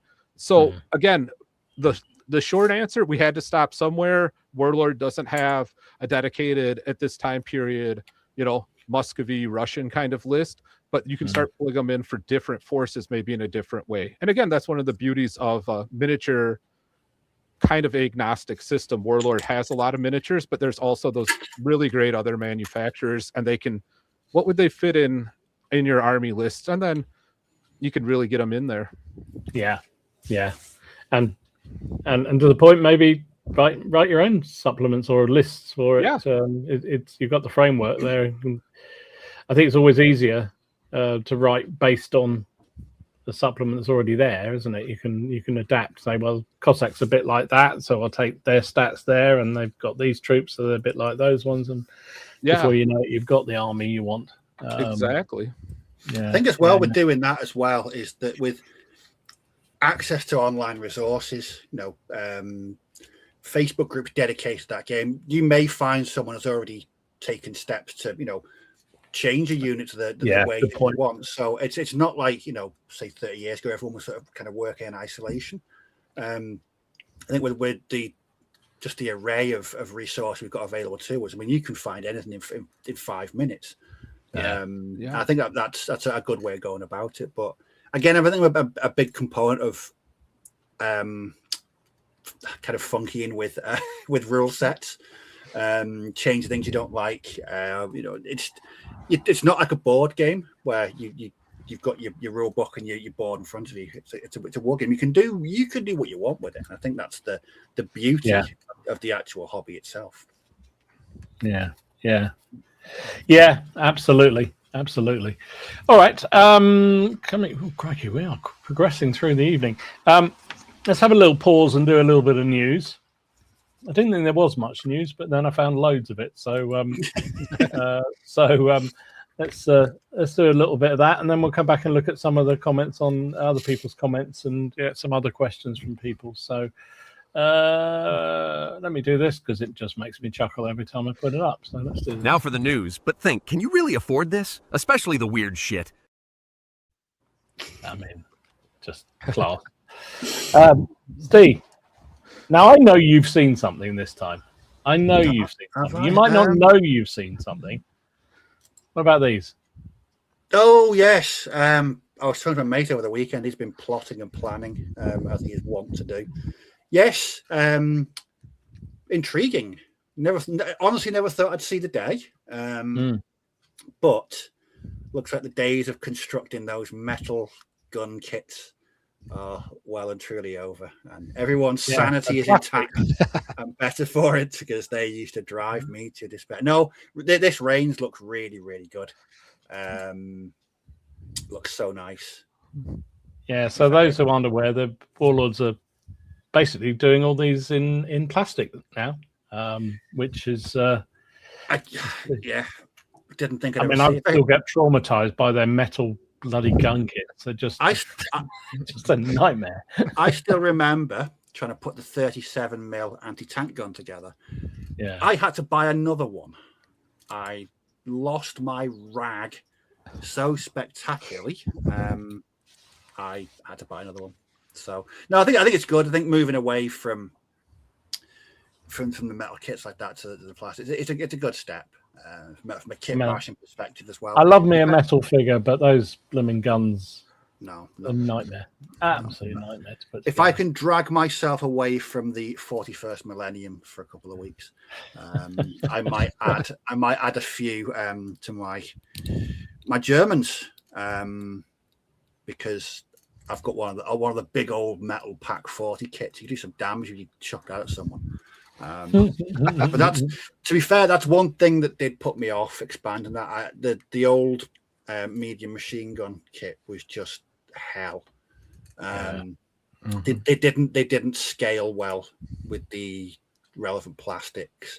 I just avoided it. I used to use a kit bash to cruise rather than actually use the metal ones that came with it. But no, good step. And like I said, I'm glad they've done it. I'm really, really glad they've done it. Yeah. Although Old School says, what's wrong with gluing metal sub-assemblies to your fingertips? I mean, you can do that anyway if you wish. Just chop them up. I could, but this podcast would be demonetized in about 30 seconds. I think we'd be thrown off YouTube entirely. So a couple of other things I saw. So while we're on the Warlords bit, I don't really know much about this, but Conflict, new Japanese ghost attack infantry, whatever they are. They look weird. That's all I'm going to say. Just look weird, don't they? Yeah, Conflict is their thing. They're going absolutely bananas with it, and every week there seems to be a new, I can say it, faction coming out. So there was another one which I saw with Ethel, sort of. They were ghostly warriors as well. I saw, but I don't know. There's certainly it's a regular scheduled release schedule for the Conflict 47 stuff. Definitely seems to be flying out very, very quickly. Yep, indeed. So lots of those, if that's your thing. Getting into other things, our friends at War Bases have been busy again with their continue to expand their pre-painted stuff. Oh, these look lovely. So there's a whole load of walls they've produced, all different types for different scenarios and different games, which is fantastic. Plus some fields. So if you want pre-done fields as well in various formats, they're really, really nice. Yeah, like I've said, the tabletop ready range from War Bases, it's brilliant for people who don't want to spend ages making scenery. I've got the industrial ones, and I've got the Wild West ones, and from arriving in the post to put them together, you've got a really good setup in a couple of hours to put them together, and that's it. They're nice. Just the Wild West buildings I've got are some of the best scenery I own, especially that saloon. It's huge. And it looks the part, and it's pre-painted, and it's just great. It's a range I thoroughly recommend checking out if you're a lazy individual like myself. Yeah, and also, I mean, you can weather them a little bit if you want to, and make them look a little bit less new out of the box. But yeah, I think you're right. If you just want to get on with it and have a game, fantastic, really, really good. What else do I see? So North Star continuing to do some really good stuff for the boxer period. Very. So these are mounted boxers, obviously. And very nice they are too. And I'm now thinking. Got any plans? I was going to say, don't have any plans. I'm thinking that I really might need to revisit this again because I haven't got any cavalry in that army. So maybe they'll come. But I'm, you know me. I'm disciplined, Steve, and I'm a one project guy. Let's dabble with. Moving on. Moving on. So also, North Star also just today actually showed off some new. Now I don't really know this game, but Warriors of Athena range. I mean that probably appeals to your weird shit. I don't know why, but that snake is it a snake tail or just really? That's a model with no drawbacks. That's a fantastic model. That is brilliant. It's I mean, I think he needs to see a doctor about that snake. But anyway, I was going to say yeah. But no, that lion's awesome. That's not So yeah, I know nothing about the game at all, but Warriors of Athena. There you go. It's a new. I think they're plastic as well. So yeah. Anyway, there you go. More weirdness for what you want. What else is there? So if you're into oh god, what's the game? It's not the Western one. Chicago. Yeah, Chicago way. So yeah. Sorry, got the Untouchables written all over it. Absolutely. So you got them, and also there you go, the Untouchables. There we go. So that's a game that sort of creeps along. It seems to have a very small but very keen following. Yes, and the games always look really, really thematic as well. They always look fantastic. But that's a fantastic range, isn't it? So there you go, if you're into that. Also, VMV everyone seemed to be doing lots of gladiators on our group. So there you go, some dead gladiators if you want them for the game. V&V, I like V&V stuff. They're really detailed. Although the resin is a bugger stick. That's my only problem with it. That's probably more my inability to wield super glue. But yeah, those look like they're in one piece, so they'll be fine with me. Not that I've got any gladiators these days. So there you go. There's those, and also finally I did see the blessed Perrys are at it again. Good grief! So these are a whole load of revolutionary generals to go with the early Napoleonic period figures that they've been pumping out recently. So you've got it's 9 different generals. Just amazing. Well, these are the ones that you said you wanted me to start painting. I think you need to start painting these. I can see. I think I could perfectly go on with the rest of my life without painting these. My sanity would not be able to cope with it. I don't know. I think you should. Oh, looks like I've got Rob again. Another company. He's trying to capture all the companies on his app. Yeah, V&V, mate. V&V. So yeah, the Perrys, if you're into the Revolutionary Wars, I mean, yeah, fantastic. Really, really good. So that's all I saw. I say it wasn't very much earlier in the week, and then suddenly masses appeared. So there you go. Right, let's get back to a few questions before we have to wrap up for the night, before we get into overtime and Steve costs me more money on his weird drinks. So John Shepherd said, played a Hungarian Black Army in Warhammer Ancient Vlad the Impaler supplement. Oh yeah, I've still got that supplement. Again, that's Warhammer Ancient Battles. I loved as a system. As a game system. Mentioned this many times on here, and I bought pretty much all the supplements as they came out, or certainly all the ones for the ancients and the historical ones. And I bought that one, and I don't know that I've ever even read it. I must have glanced through it or looked through the pretty pictures, but I've never gamed any of it.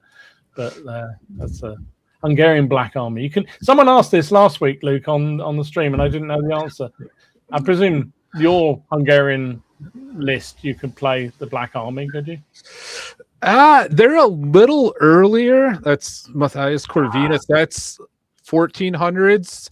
You could tweak it though if you really want. That I won't say it's a criticism of Warlord, but I will say that's one area that gets really.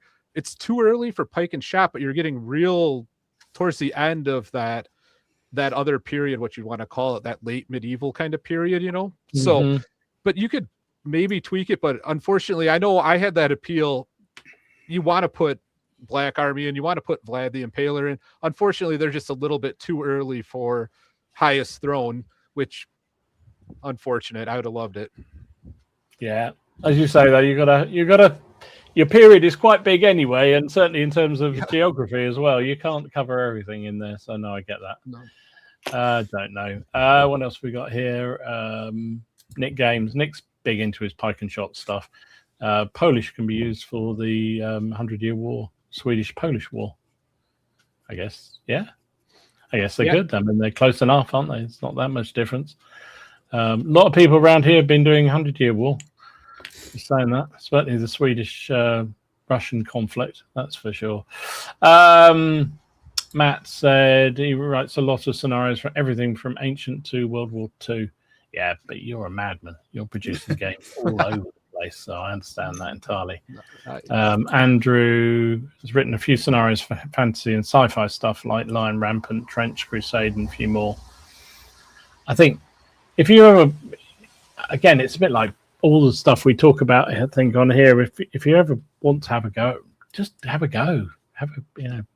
We've all got scenarios in us very easily because we all like playing the games. So rather than lining up your figures and just doing a points against each other, put some bit of variation. Put one side on the table in fortifications and the other side has twice as many points or something like that. Just make it a little bit different. Just make it a bit of variety. easy enough to do. Scratches that itch. Where we go. Sorry. One suggestion I'll throw out here too.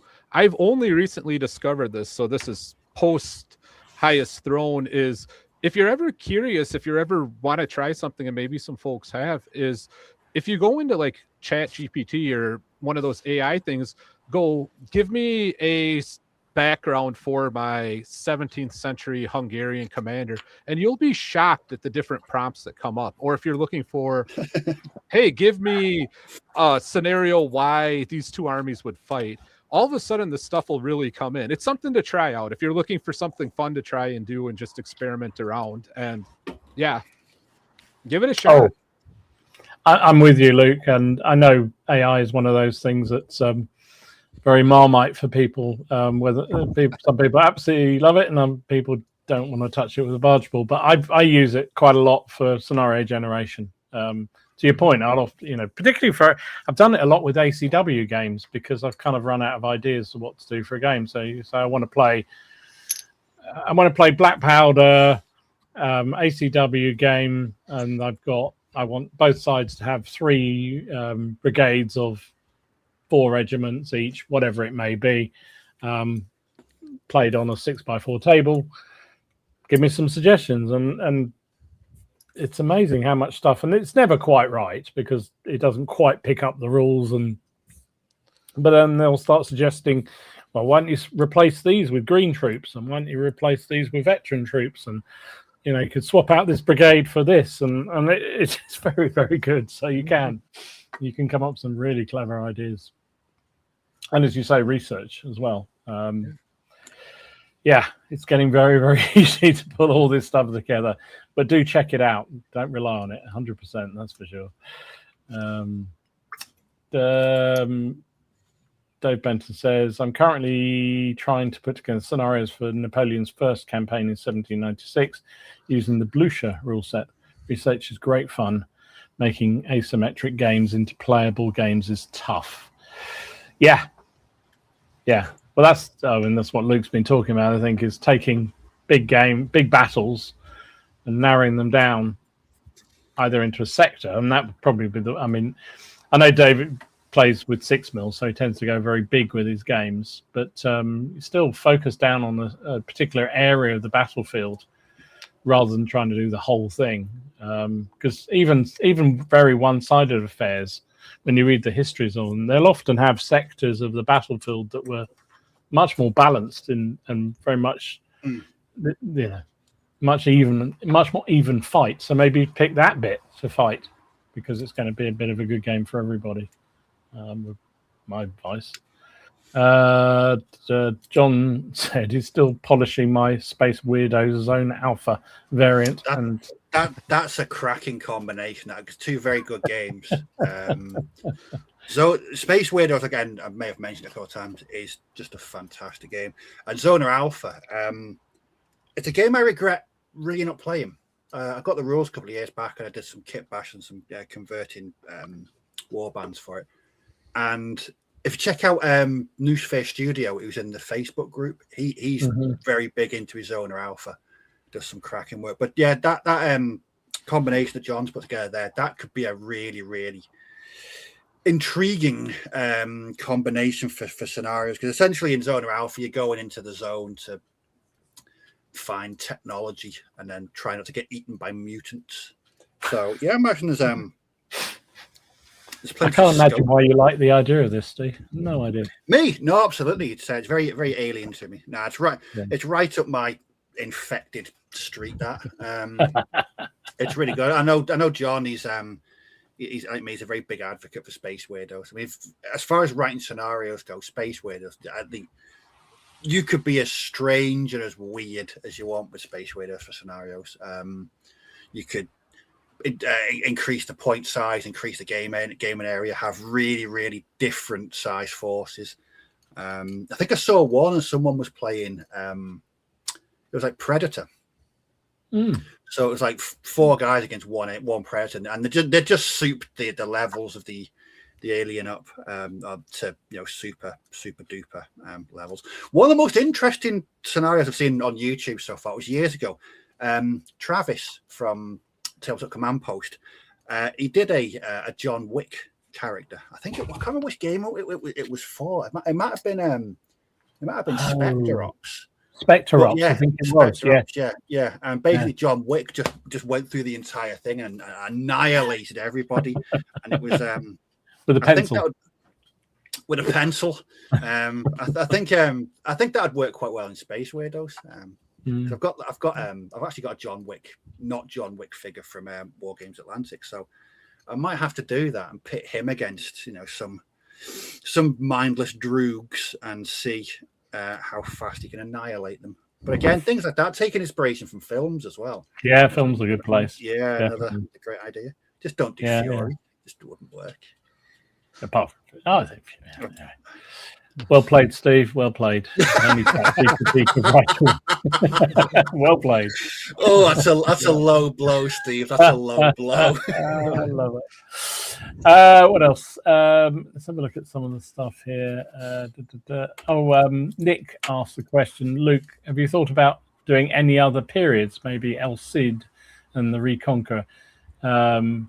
As I struggle to find scenarios. I think you just answered that. You're not particularly into the ancient sort of. I mean, that's more medieval, but I get in an awful lot of trouble with with the various people on here with the discussion between ancients, historical, and medieval, historical, and modern. I don't know. It's all a bit. Anyway, have you? But more broad of that, are you going to do any more scenario books, or if you scratch that itch now, is that you done? Well, we'll see. I'll be honest, the Reconquista is not a period I'm super familiar with. If somebody asked me, I could probably conjure up the research now that I've done it. One of the challenges I'll say for companies, and this is very true with Warlord, when we were writing this, is they really do want to have like a miniature line that's supported in some capacity. And with that being said, if you can pitch it to somebody, if somebody's open to it, and if especially one of the challenges we had is if you can find somebody who can paint that well, because Warlord has their stock set of stuff that's painted very well, but they very much would be open to an existing line that would be painted that could fit that time period. But that's a real challenge. And if you play historicals, you know this. If you're interested in playing a smaller colonial war, for example, you're interested in, we'll just say, I know the Boer War comes up, but the Boer War is a good example. Are there enough models that could support both factions and really have enough support from a company? So that would be your challenge. It sounds like it's an interesting time period. It would be a really good one. The Reconquista, you're almost starting to spill into the early pike and shot kind of, where you're starting to get into the highest throne. We do include Spain and Portugal in that, especially early on. But how could you find that support for it? And again, if you could, that would be great. It would just be looking at what you could tweak to make that happen. And if you're really interested in trying it, this is kind of stretching it a little, but you could use highest throne. And I'm not saying I don't get any commission for it. I'm saying it just as a gamer to gamer here, is if you're really interested, you could modify the Ottoman list. Again, you're going to start getting more into, Andalusia kind of, an Arabic kind of force, but could you tweak an Ottoman list to make that fit? Could you modify a Spanish list or the Portuguese list and then start adding local flavor to it? Again, maybe pike and shot isn't the right era. Maybe you'd be looking more like, end of that medieval Hail Caesar kind of thing, probably. But yeah. But try it. Just give it a go. Why not? Yeah.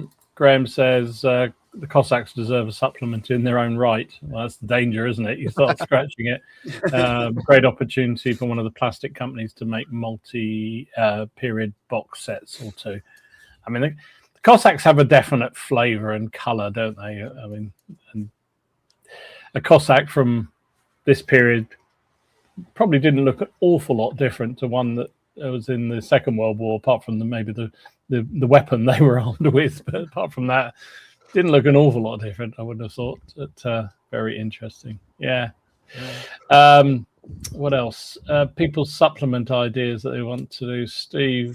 Chris said theoretical invasion of the US in 1816.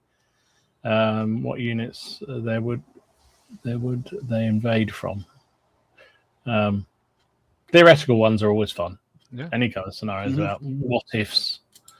Good subjects for games, I think. Always what ifs. That says I have a Cold War one very close to publishing and another for the Von T. Very nice. Yeah. He's producing a lot of stuff. Dave says the War of the First Coalition, first beginnings Napoleonic. Actually, Napoleonic Wargaming is looking at doing one for. He's doing one for the Egyptian. Is he doing the Egyptian period? Egyptian conflict. Certainly, very early Napoleonics. He's looking to do at the moment. So that would be very interesting. Very easy to transfer into the First Coalition, I would imagine. And with all the plastics that Perry's are going to be putting out for this, plus you supplement them with 3Ds, you could play quite a lot of that period. Be very interesting indeed. That was an interesting one. So, Luke, you may not be able to tell me this, but how much of this you mentioned several times about Warlords? You know, kind of obviously they're promoting a range of figures. They want to try and sell figures. Did they particularly? Because you've got other manufacturers, I think, within the book, or did they sort of put? You know, you can't use another range of figures or other figures in here, or was it had to be Warlord stuff within the book? Yeah, they were again really great to work with. The models in the book are all Warlord, and then Warlord has, I'm not quite sure on how it all connects, but Warlord either has a relationship or owns Skytrax / Trent miniatures. Yeah. So that's what the two main ones are, and some of the newer releases ones would be actually Skytrax. The models that you're seeing in there came from that line. Right. When I was writing and when we were looking, because we talked, I mean, we were trying to find paint schemes. We're trying to figure out how we want things to look. We did look at other manufacturers, but we didn't have the ability to include those models in the book. So for example, with the Portuguese army, much of the Portuguese forces were kind of operating along the coast, and they have a series of fortresses. You kind of want to have a kind of a nautical flavor, a theme to it. You know, Wargames Foundry has some really great nautical models that I want to acquire for myself to include in the Portuguese army to make it feel more unique. But unfortunately, we didn't have those that we could include in the Warlord book. And again, it's really, for me, writing, is pretty wide open, and that's the kind of stuff I suggest. But Warlord, they're focusing on their models and their lines, and of course. Yeah, that's kind of how it's got their brand on it, and they want to sell the models. So I understand entirely that. Yeah. No, it makes sense. Lionheart said he'd love to do one about the Matabele War for 1893 and 94. Yeah, why not? You might not get range of figures. Might be more challenging for that, possibly. I don't know, possibly. And the real Steve, he says, Warmouth 50K Crusades of the French Ultramarines. I love it. Knock yourself out, Steve. I know you really, really want to do that. Right, we are pretty much at the end. Yeah. So thank you very much indeed for joining us, Luke. It's been really, really interesting. And thank you for the supplement. And Essex will be thanking you very much for all the order I've been placing with them. But, no, it's been really interesting to hear. That's why I'm fascinated to know about how you go about doing these things and the work involved in it. Really, really interesting indeed. So thank you for joining us. Appreciate that. Now, next week, we are not here. We've got a week off. Hey. Mainly because I think we've done every Monday this month for some reason. I don't know why. So next week we're off. The week after we'll be back. Not sure where.